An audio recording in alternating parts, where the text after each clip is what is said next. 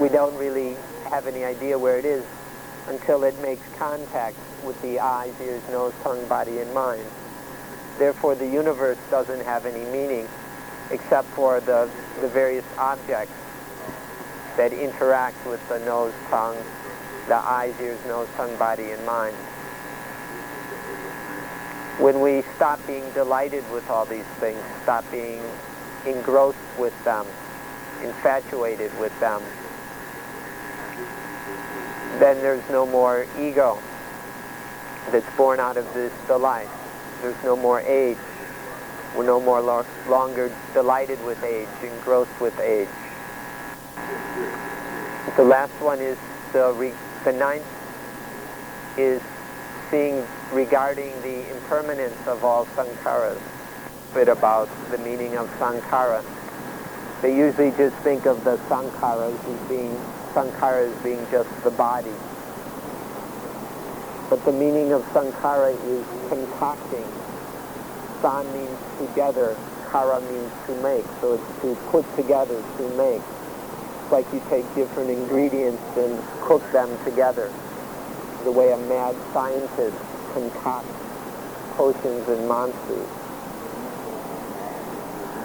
So when we speak of sankhara, there's the thing which concocts, the concoctor, the cause of the concocting. And there's the result of the concocting, the concoction. And then there's this state or activity of concocting. So when we speak of sankhara, there are three. There's the cause of the sankhara, there's the effect, the sankhara which is cause, the sankhara which is effect, and the sankhara which is the activity. Seeing the impermanence of all sankharas is the meaning of the ninth regarding this impermanence of all aspects of sankhara, of all the concoctors, of all the concoctions, of all the concocting of sankhara. Then there won't be any concoction which can concoct us into loving, into hating, into anger, into fear, into worry. The experiences which are pleasant and happy, these are impermanent. The experiences which are unpleasant are impermanent. The ones that are neither pleasant nor unpleasant are impermanent. All concoctions, no matter how they feel, are impermanent. When we talk of sankhara, don't just understand it to being the body. The body is just one aspect of sankhara. The thing that is the concoction, the thing which has been concocted. But don't forget the thing which is the things concocting the body. And the activity of concocting of sankhara itself. This concocting, this cooking and stewing goes on continuously when we see that it's impermanent, when we see it's always changing. Then we're not deceived by age. Seeing the total impermanence of all this concocting of the body, of life, there's no way we are deceived by age. The 10th sanya then now is anapanasati. This one we don't even have to use the word sanya. The first 9 all end with the word sanya. But in anapanasati we don't need to use the word sanya. Because in anapanasati there are these 16 different objects that are experienced and regarded with mindfulness. So now we've come to anapanasati. If you've got the energy, we'll speak about it in detail. So we'll talk about anapanasati for ending age. We must speak about it in detail, completely. What it is, where it comes from, what its purpose is, and through what method. If we consider anapanasati in these four aspects, then our understanding will be complete. To consider anything completely, we must do so according to the principle of the Noble Truth. What is it? Where does it come from? What is its purpose or benefit? And how to realize that. So to do anything completely, we need to examine all four aspects of these meanings. Anapanasati means mindfulness, noting the breathing in and out. There's some confusion in the commentaries, as is common. Some say that anapanasati means mindfulness of breathing in and out. Others say out and in. But it doesn't really matter.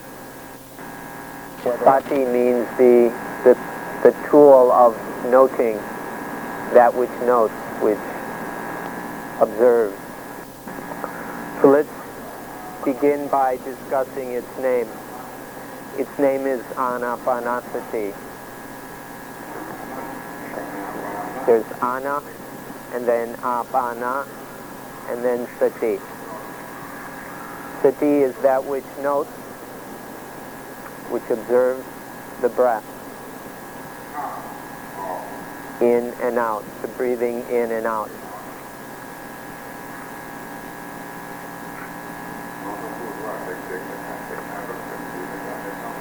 If you're not sure whether it's in or out or in, you can ask a doctor. When a child is born, the first thing it does is breathe in. So in our lives, we have to breathe in before we can breathe out. So if there's any confusion, you can check with a doctor.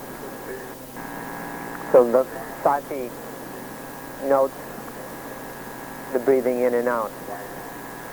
What is this sati? It's the mind's ability to be aware, to recall. It means to recall, but it comes from the word speed or quickness of the arrow. It comes from the same word as arrow. It means to sail, to fly. Sati is that which can sail and fly, which means the speed, the quickness of the mind. You can compare it with an arrow, a lightning bolt, a laser, whatever. When one notes the breathing, how does one do it?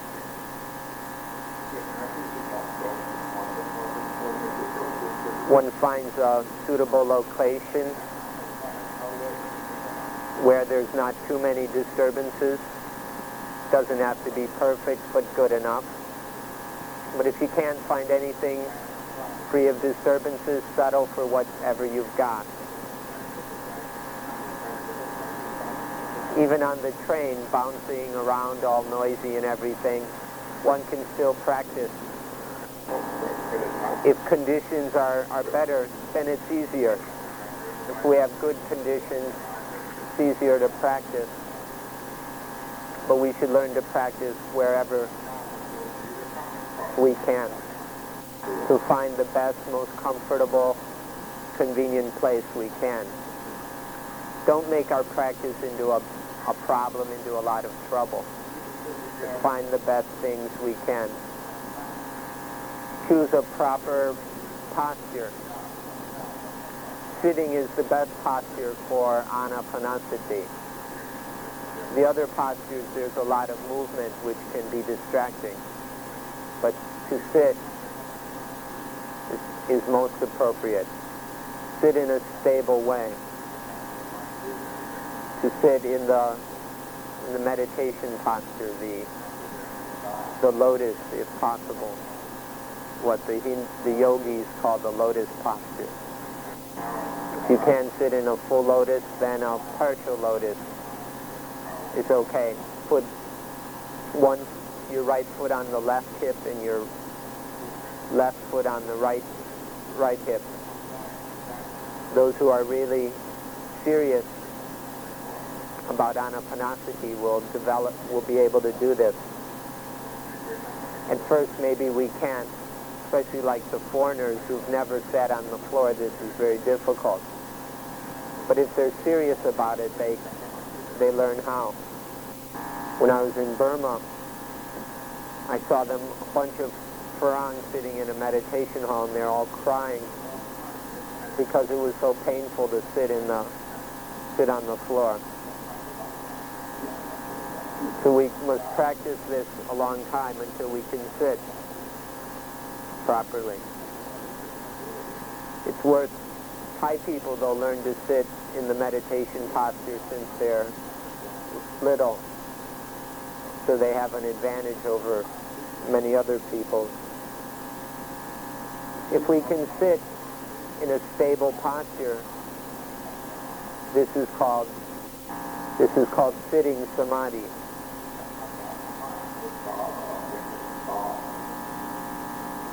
When we sit samadhi, there's already a certain amount of stability and peace just in the way we sit.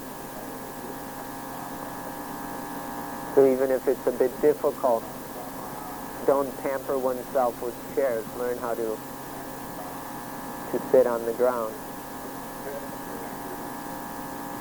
Especially in the lotus posture, if possible. Put the right foot on the left thigh and the left foot on the right thigh. That's called the diamond posture. You'll have to be patient, work on it little by little, but it's really good when you can do it. Then the body is incredibly strong and stable. It's impossible to fall over. Try to fall over when you're in a good meditation posture. But if you're on a chair and the mind becomes very peaceful, then you'll fall off the chair. But if we sit in the samadhi posture, it's like a pyramid, and even when the mind becomes very, very calm, becomes unaware of the body, we won't fall over. So practice sitting in the samadhi posture, especially the diamond posture or the lotus posture. In Thailand, they only teach this diamond posture to the men. They have the women sit with their legs on top of each other. But in India, they teach the diamond posture or the lotus posture to everyone, both men and women. There's no reason why women can't do it. If you need to rest after a meal, the best way is to sit in this posture, and then if you and rest. And if you fall asleep, well, that's okay. This is called resting samadhi, or samadhi resting.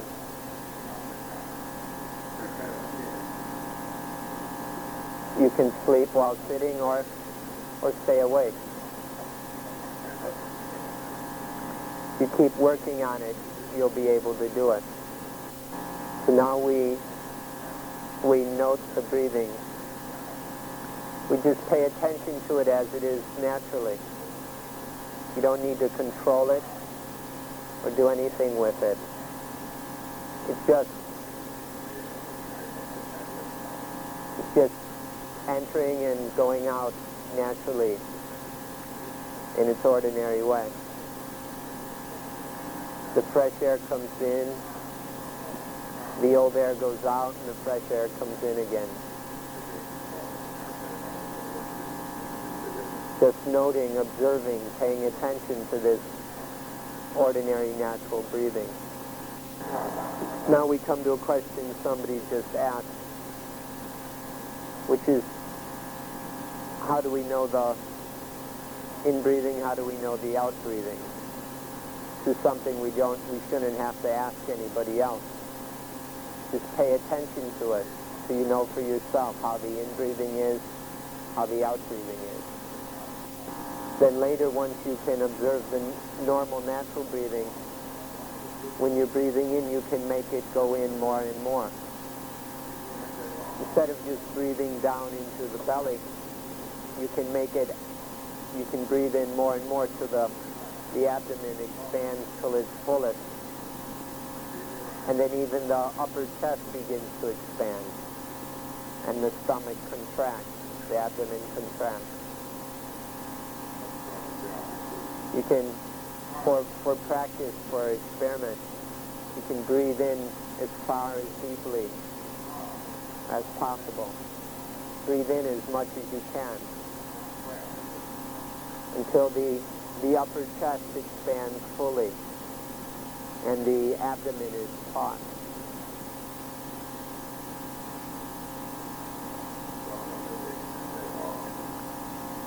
Do it yourself.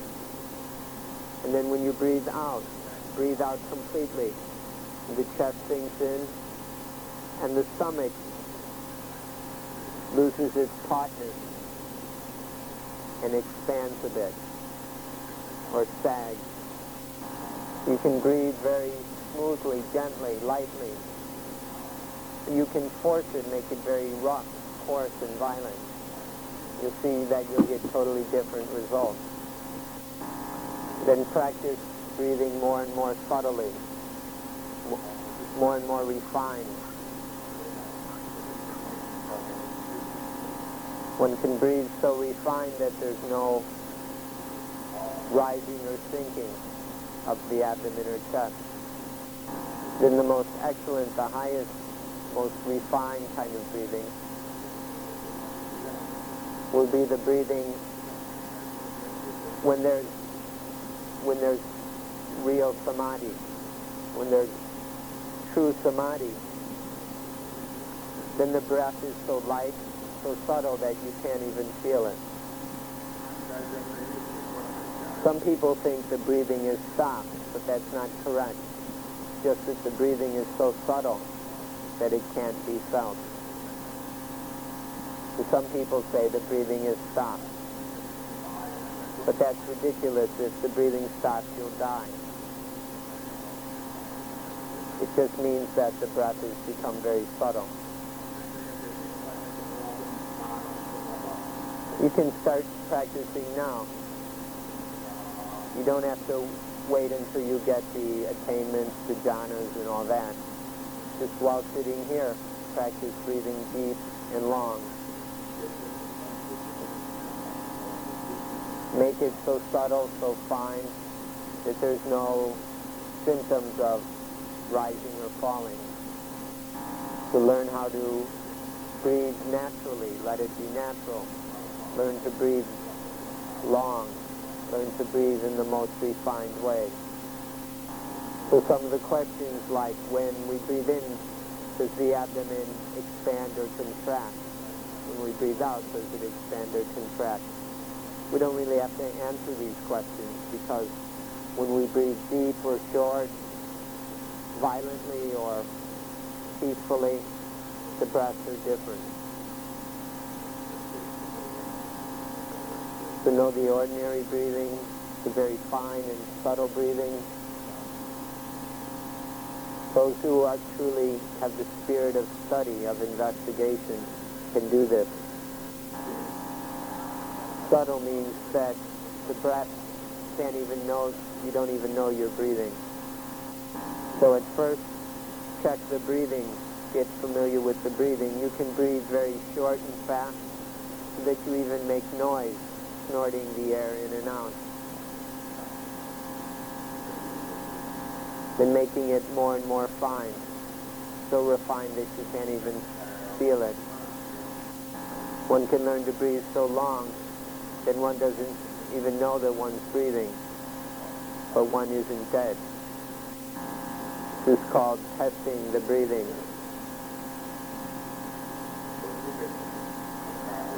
Once we've learned to note the ordinary breathing and then have tested out all kinds of breathing, then we're ready for the first lesson. This is called knowing the long breathing. Make it long directly by controlling it, or let it be long without controlling it. learn to do both. If you breathe violently, strongly, it forces the breath to be short.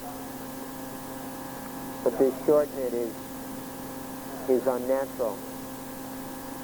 The long breathing is natural.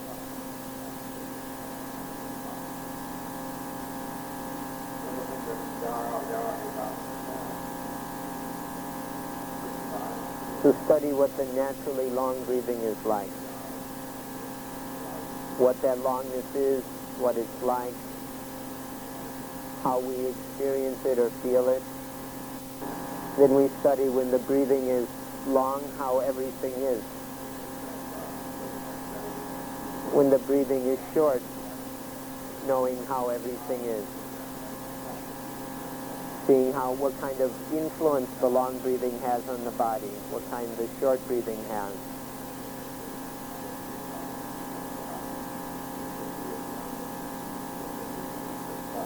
See our moods when the breathing is natural and normal, when the breathing is very refined, when the breathing is abnormal. What is our mood? So the first lesson is knowing the long breathing. The second is knowing the short breathing. The third is thoroughly experiencing the body condition, all bodies. There are two bodies. There's the body of the breath, and there's the body of the flesh. Body here means group, or gaya. The group or body of the breath is connected with the group or body of the flesh. See how these are connected. See that when we breathe coarsely, the body is in a coarse state. When we breathe peacefully, subtly, the body is peaceful and subtle. So we see how we can control this body to be coarse or refined, to be as calm and peaceful as we want by controlling the breath. We can't calm the breathing, the body directly. These physical bodies can't be affected just directly by thought. But we can make the breathing very short and peaceful.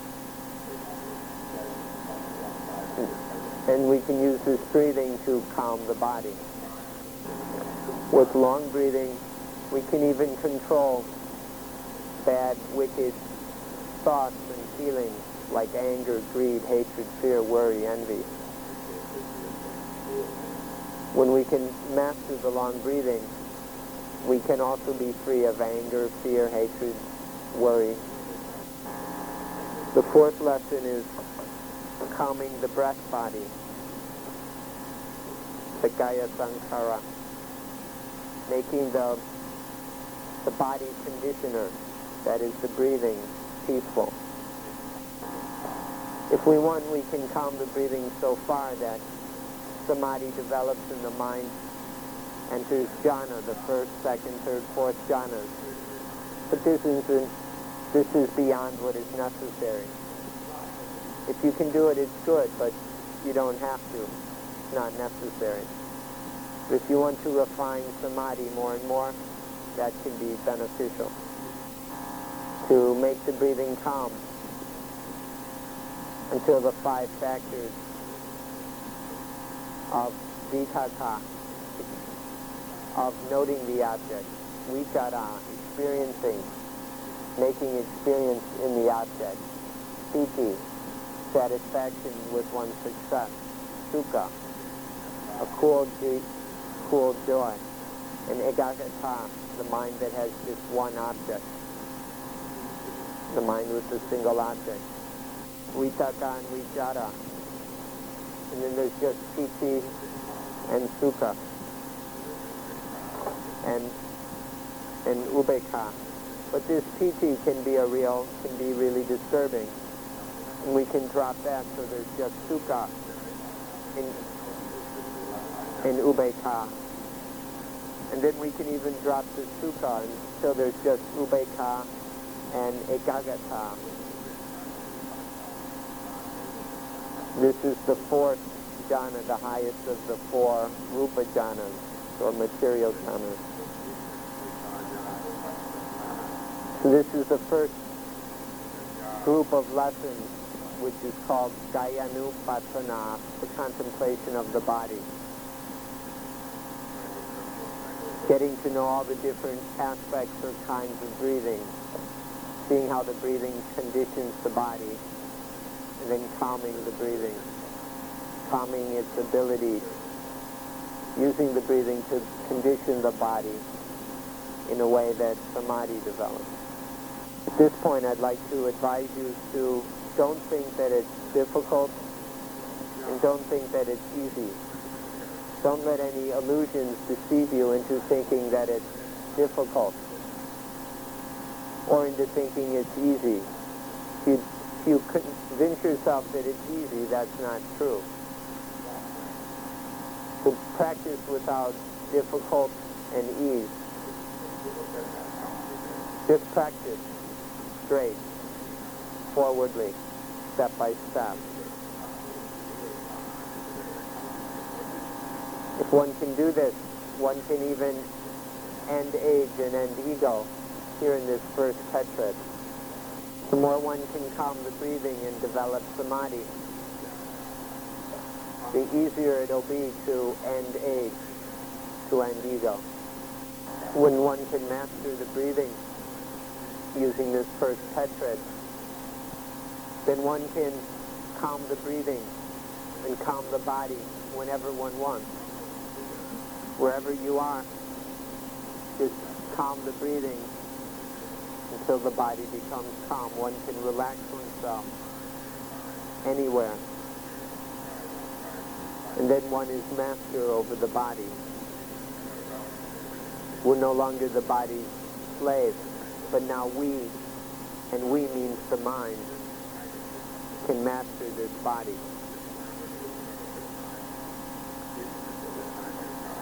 So now Namarupa, the mind, is master of the body. So by practicing this first tetrad, the mind becomes master of the body. We can master the body.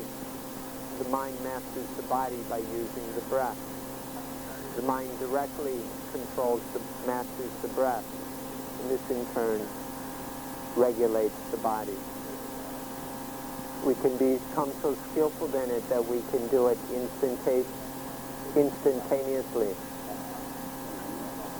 This is called the kind of meditation or samadhi bhavana that brings us happiness here and now. Samadhi bhavana that brings sukha vihara chitikatam. This is about the first tetrad. So when the mind can master the breathing and calm it to the point that the body calms, and there is samadhi. When there is success in samadhi, and we don't necessarily mean the jhanas. To practice for the jhanas is very refined. But we should understand that for the purpose of quenching dukkha, the jhanas are unnecessary, and we should not waste too much time on them. If you want to make certain benefits from them, that's okay, but don't spend too much time on these, because it can distract one from quenching dukkha. So instead we recommend developing sufficient samadhi, good enough samadhi. This brings us to the second tetrad of contemplating the Vedana. The Vedana are the feelings. Vedana feeling doesn't mean just being aware, being conscious.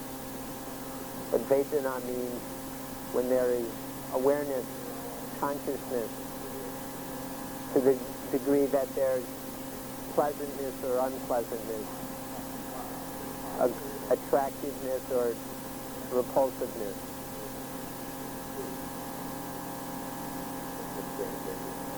From the beginning of our lives, since we were children, we've been searching for the pleasant kinds of feelings, and therefore we're the slaves of these.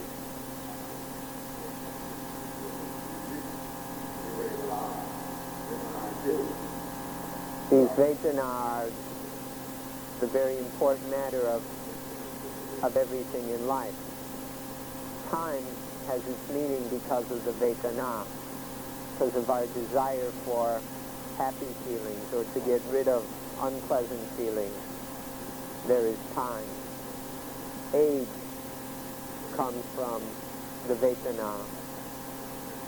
All aspects of life have their meaning in the Vedana. The children learn very quickly to become slaves of the feelings. When it comes to food, they learn how to search for delicious, tasty, sweet food.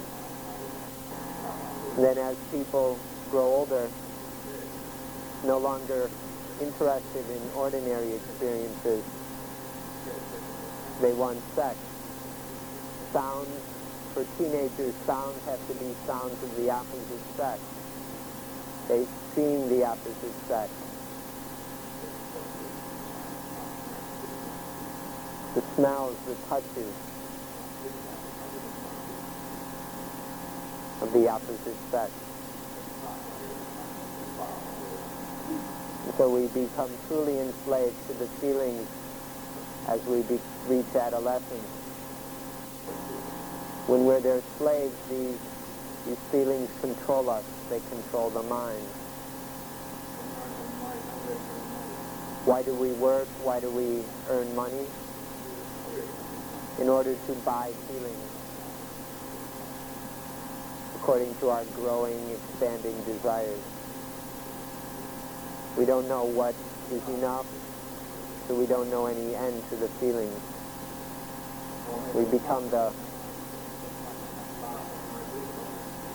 Once we become the slave of the feelings, we become the slave of self, of age, of everything.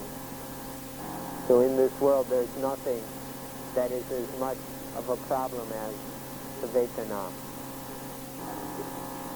The feelings which are unpleasant make us suffer. The feelings which are pleasant deceive us, obsess us. And so our aim or goal now is to not be the slaves of these feelings anymore.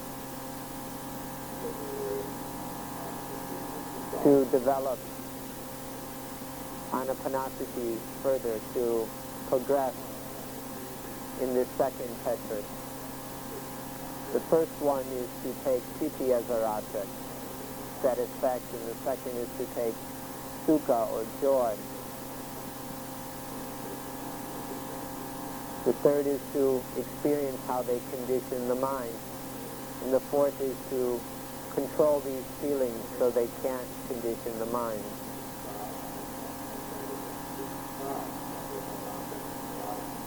So we take these feelings, which are now real. This piti, this satisfaction, arises from the samadhi developed in lesson 4, in the first tetra. Now we can use these feelings of piti and sukha to thoroughly investigate, to study piti and sukha. The excited kind of satisfaction is piti. When that excitement is calmed away, that cool joy, the calm joy, is called sukha. One is chaotic, tends to distract one. The other one is being calm. Whenever one gets what one wants, then one gets a lot of piti. One becomes very happy and excited, having gotten what one wanted. to the point that one can't even sleep, one is so excited. So know this piti. Understand this piti until you can calm it. Where does this piti come from?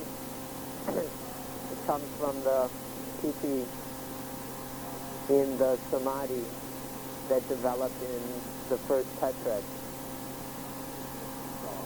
So by practicing the first tetrad, developing proper samadhi, then we can borrow that piti to study it in the second tetrad. When we can calm down that piti, then there is sukha. This is the sixth lesson, to study sukha. So the excited, distracting, dispersing kind of happiness and satisfaction is piti. We must know what it is, where it comes from, what it's like, what effect it has on the body and mind. This one is called piti pati sangweti. And then there's sukha pati sangweti. Thoroughly experiencing piti and thoroughly experiencing sukha, the calm, cool joy. When piti calms down, then we thoroughly experience, examine from within this cool happiness called sukha, until we're able to conquer even the highest vedana. These feelings that come from samadhi are the highest, most refined kinds of pleasure. When we can conquer these, then we can conquer all feelings. So we take this sukha after piti because it's more subtle, but it's stronger, it's much more stable. It's a higher kind of vedana.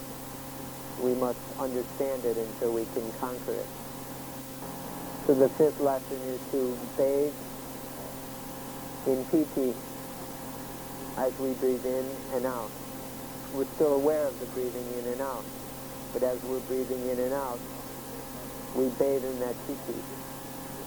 When we've done that sufficiently, then we bathe in sukha, that calm joy.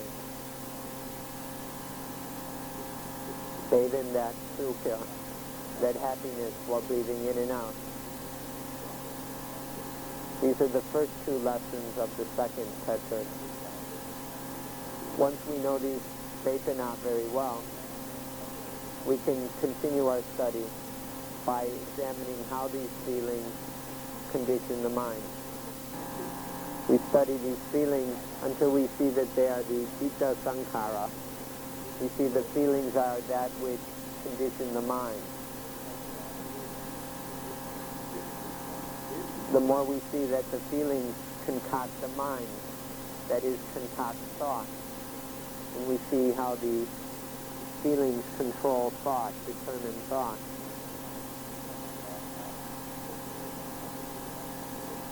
We see how pleasant feelings lead to how they concoct greedy thoughts, and how the unpleasant feelings concoct angry, hateful, averse thoughts, and the feeling that is neither pleasant nor unpleasant conditions confusion, delusion.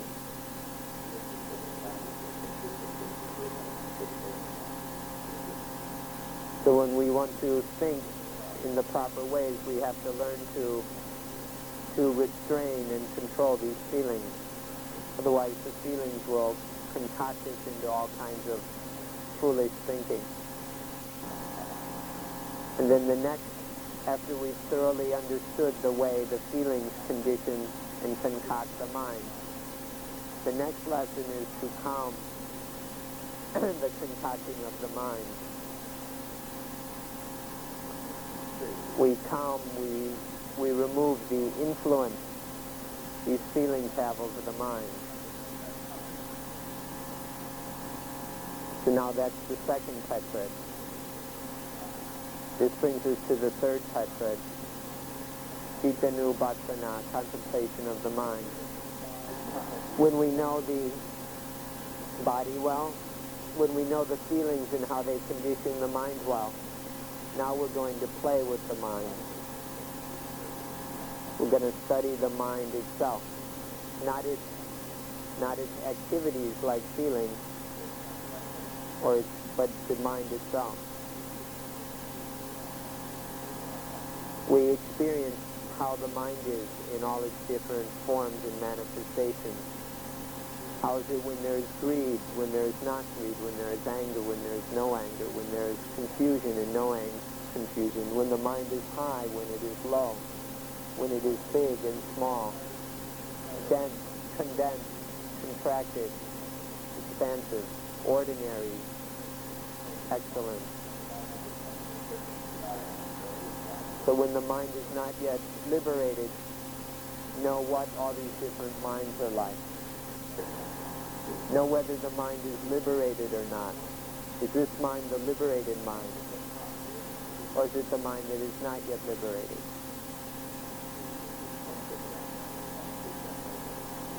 Know what the mind that is not yet liberated is like. How it suffers, what kind of joy it feels.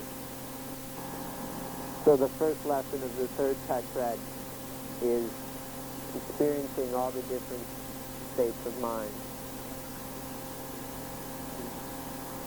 To know these thoroughly, genuinely. The next lesson is called delighting the mind. Experiencing delight within the mind. Here, one doesn't need to have anything entertain us or amuse us. We can, by practicing the second lesson, we can delight, we can gladden the mind at any time. Not relying on anything external. The mind can do it itself. The next lesson is stopping the mind, making the mind stop till it becomes calm and there is samadhi. This is the third lesson. The fourth lesson is to let go, to keep letting go and releasing everything.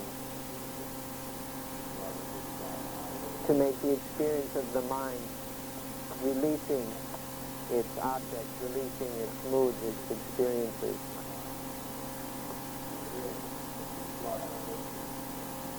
So making the mind let go of all its objects.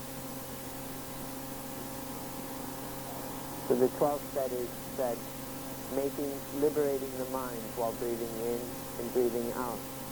Don't forget that in every lesson we are still aware of breathing in and out. This is our anchor to the entire process. So first, knowing the mind in all its states and manifestations. Second, mastering the mind to make it delighted.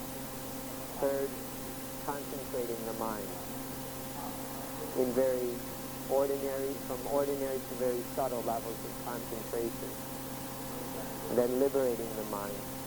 And all of this while breathing in and out. So we practice this third tetrad until we can let go of everything, liberating the mind till it's free, more and more free. To liberate it from all burdens of attachment. Now we come to the fourth tetrad, which is to deal with Dhamma. The first deals with the body, the second with the feelings, the third with the mind, or the citta, and now the fourth tetrad deals with Dhamma. This means to deal with all the Dhammas, which can be the basis for attachment, all the possible objects of attachment. All Dhammas are the basis for attachment to I and mind. Whenever there's any regarding of them, and then clinging to, this is attachment. The first lesson here is to know that all Dhammas are impermanent. To see that to attach to something impermanent in a loving way is stupid. To attach to them with hatred is stupid. To attach with either positive or negative is foolish. Contemplating the impermanence of all dhammas. But if we don't see impermanence deeply enough, it doesn't lead to any real change in the mind. But to really see impermanence means to see it deeply enough that attachment begins to fade away. At least we need to see impermanence deep enough to see anatta, to see that all things are not self. To see that things are dattata, they're just like this. This impermanence and not self is just the way they are. There's no way they could be otherwise. Seeing the anicca, the impermanence, unsatisfactoriness, and not self in all things.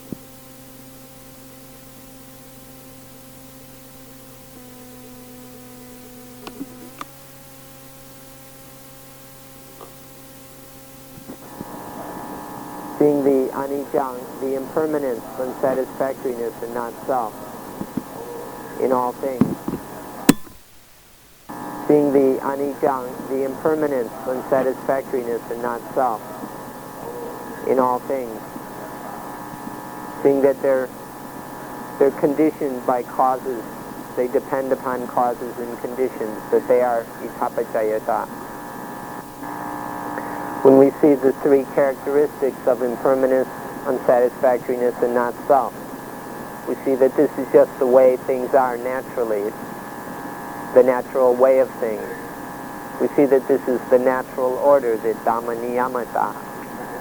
And we see that this natural order is the law of conditionality. Things that are conditioned, that depend on other things, have no essence of their own. They're void of self, void of essence. They're dattata. They're thus. They're neither positive nor negative, good or bad. They're beyond all. Things are beyond all duality. And then there's the mind that is beyond positive and negative, the mind with a dhamma yada, which cannot be shaken, which is invulnerable.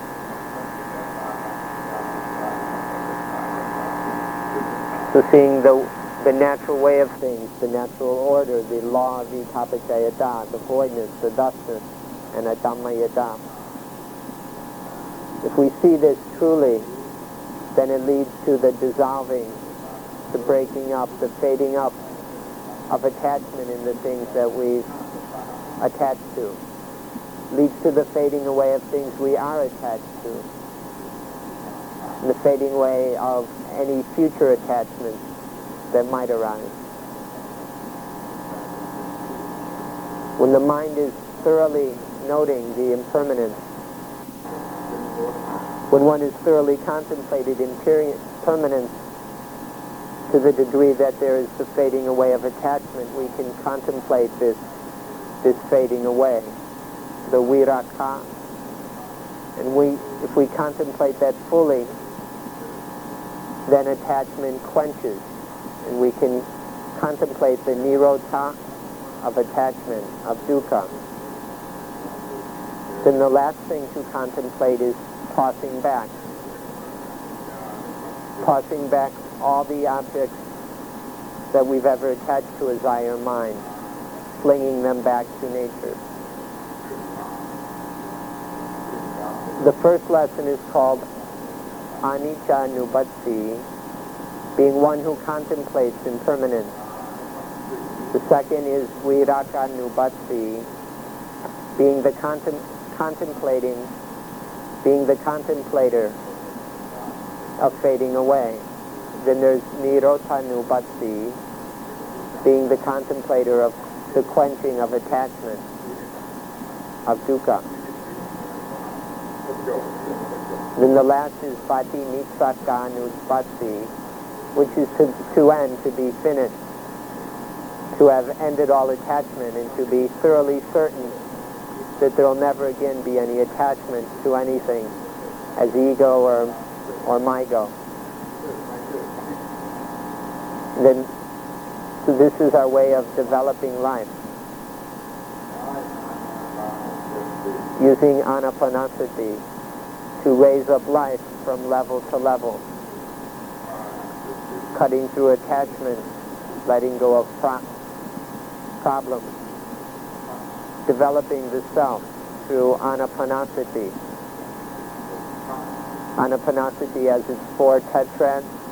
Each tetrad has its 4 steps. So altogether there are these 16 lessons. It's more difficult than just practicing the ordinary satipatthana practice, where we just see that we, with mindfulness, see everything as not worth attaching to because it's just nama and rupa. Seeing everything as just nama rupa, why would we attach to it? But the more systematic, scientific, complete approach of these 16 lessons of anapanasati takes a little more effort to study it and understand it, and then to practice it fully. So when you hear the words, the satipatthana, the 4 foundations of mindfulness, or anapanasati, mindfulness with breathing, you should know this difference between them. That one is for ordinary, everyday, general practice. Just seeing things as being merely nama rupa. But if one is skilled enough to be able to practice anapanasati, then one should practice it until one ends age. So we call this ending age through anapanasati. Ending age with mindfulness with breathing. Ending age with the 7 bojjhangas we've already discussed. Ending age with the 10 sannyas we've discussed already, by finishing with explaining how to end age with anapanasati. It's the same matter of the 4 foundations, but just practiced more completely, more systematically, more deeply, more thoroughly. According to the Buddha, when we develop the 16 stages, the lessons of mindfulness with breathing, then the 4 foundations of mindfulness are perfected. This leads to the perfection of the 7 factors of awakening. When these are perfected, there arises vicca, correct knowledge about things as they really are. And when vicca arises, there is vimutti, liberation, deliverance. One is freed from all age, all ego, all attachment. So please be very interested in these 7 factors of awakening. These 4, be interested in the 4 foundations of mindfulness and the 16 lessons of anapanasati which perfects them. Now, ending age isn't as easy as just going and picking herbs in the field. But we need to do everything we can to develop anapanasati for ending age. The 4th tetrad is becoming the master of the body. The 2nd is becoming the master of the feelings. The 3rd is being of the mind, mastering itself. And the 4th is being master of all dhammas. The mind that is master of all dhammas, even nibbana. Master because it doesn't cling to anything. No attachment to any dhamma anywhere. Sape dhamma nalang apinivesaya. The Buddha summarized his whole teaching by saying, all things are not to be attached to as I and mine. In the 4th tetrad, one becomes the master of all dhammas because one doesn't attach to anything. To both the sankata dhammas, the conditioned, concocted things that change whose nature is change. And the asankata Dhamma, the thing which isn't born, doesn't die, doesn't change, the unconditioned. The mind doesn't attach to any of them. It's liberated from all problems, from all age. This mind doesn't know dukkha anymore, doesn't experience even the least pain. This is called quenching dukkha without having to end it, but by not letting it happen again. It's much wiser to stop the fires from burning before they even start. Stop the fires before they get lit, rather than trying to put them out once they're burning. This is what it means to quench dukkha. So these are the details of practicing the way of ending age, as far as we are able to practice them. If we practice this way, then mindfulness will be perfected. Of all the ways of meditating, of developing the mind, the Buddha praised anapanasati more than any other. There's no form of meditation which the Buddha praised more than this. Like corpse meditations and the Gasina meditations, the Buddha never talked about these things.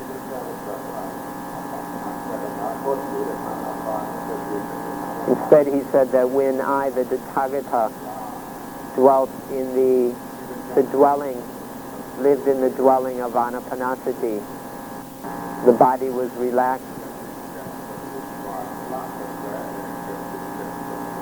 Through dwelling in anapanasati, the Buddha saw the flow of dependent origination. He could let go of it, could transcend it, and be free of all dukkha. So end age and the age which is the basis for all our problems. Age and ego, you can't separate the two. Without ego there isn't age.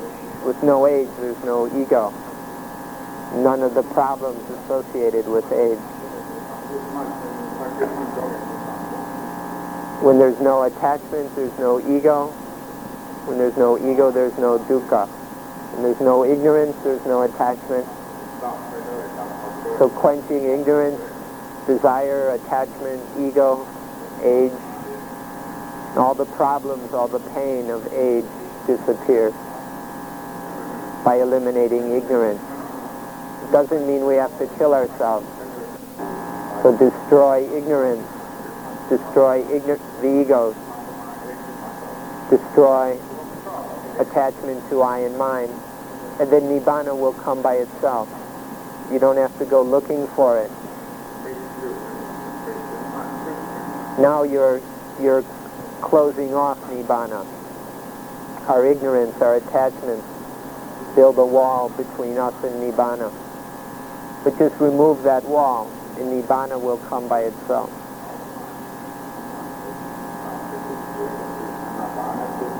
And the way to tear this curtain, this obstruction to shreds is anapanasati.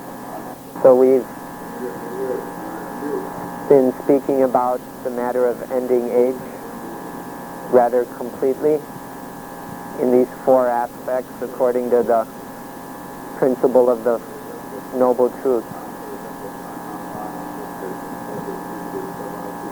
The best, most convenient, most pleasant way is the system called the anapanasati. You can use the 7 bojjhangas, you can use the 10 sannyas regarding. We summarize anapanasati as to note the truth of all things while breathing in and out. Observe, contemplate deeply the truth of the body the truth of the feelings, the truth of the mind, the truth of all things, while breathing in and out. This has the most wonderful benefits for those who are interested. Okay, the meeting's over.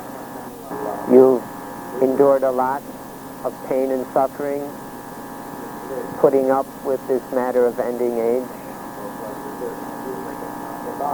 I told you all that I'm going to end age and you don't have to even come,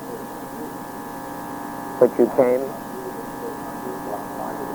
So I hope you can take away this knowledge of ending age with you, so that one of these days you'll end age for yourself. I'm about out of strength. I don't know about you. I hope that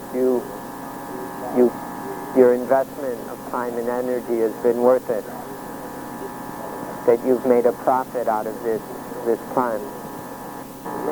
So we've teased age enough. It's time to finish it, to end it. I ain't gonna mess with you no more. So now we've ended age. There's no more age to talk about. There's nothing anymore that changes.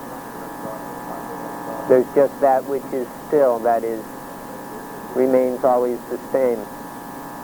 There's the eternal voidness, the mind that is unshakable in the eternal voidness, eternal correctness.